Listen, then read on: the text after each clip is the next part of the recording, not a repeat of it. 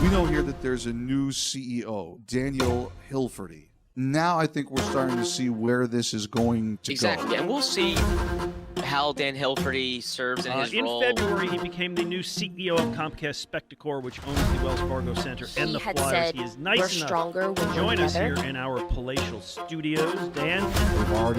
They already have a new leader, Daniel Hilferty. When things are bad or when things are good or when there's a lot of outside pressures. You know, a little more vocal, a little more in front of fans, in front of media. So I'm curious to see what's that all going to mean.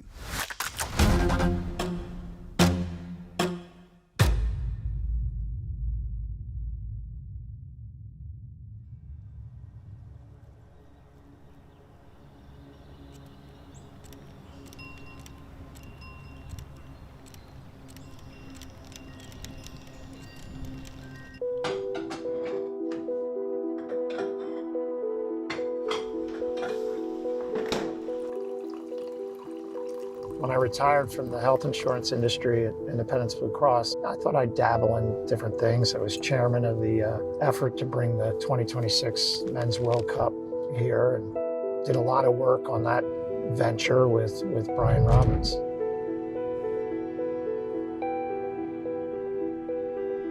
One day we met for breakfast, and over the course of the next several weeks, hashed out whether we thought collectively or together thought it was a good idea. And frankly, I got more and more excited. Enjoying the atmosphere of professional sports in the region and sharing it with my wife, my children, and friends has been a treat. But Broad Street is a key part of that, because whenever there was a winner, that's where the action was, the day of the parade. And I can remember leaving college, and I guess it was the second Stanley Cup, and a group of us got in a car and rode down by City Hall. It was packed, and caught the end of the Stanley Cup parade. Pandemonium in Philadelphia.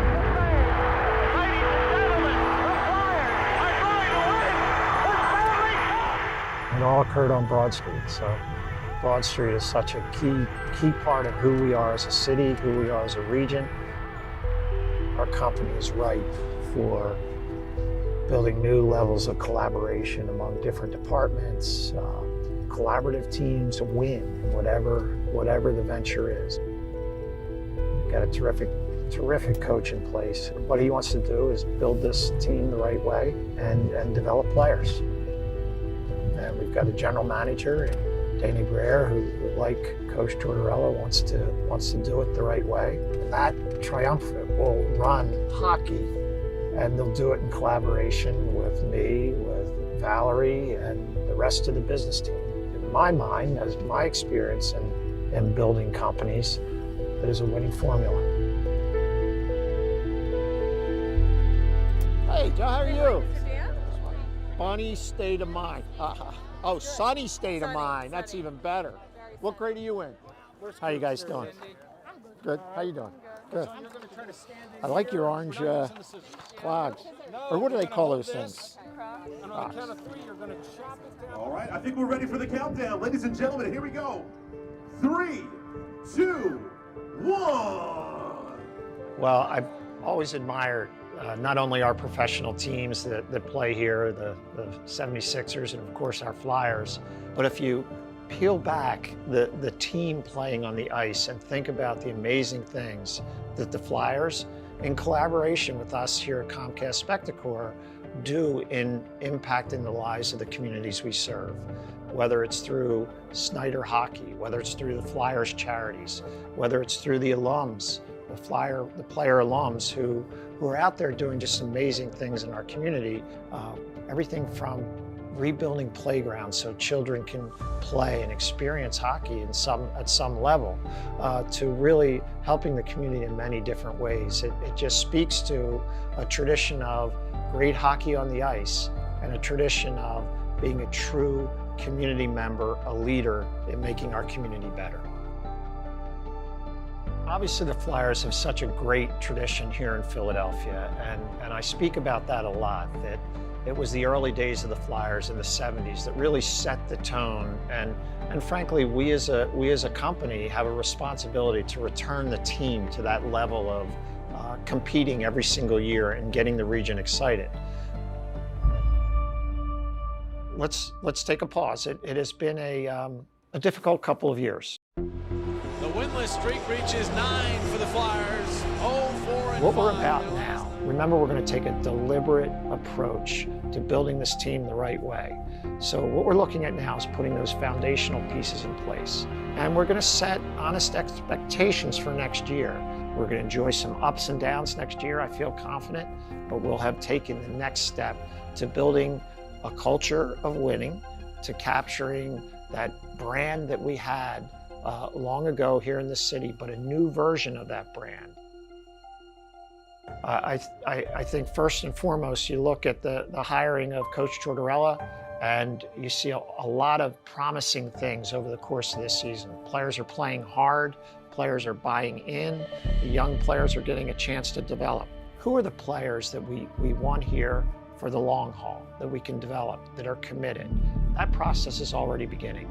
I've known Danny for a long time and always admired not only Danny's skills, but if you remember him as a player, he wasn't the biggest player on the ice, but he was fearless.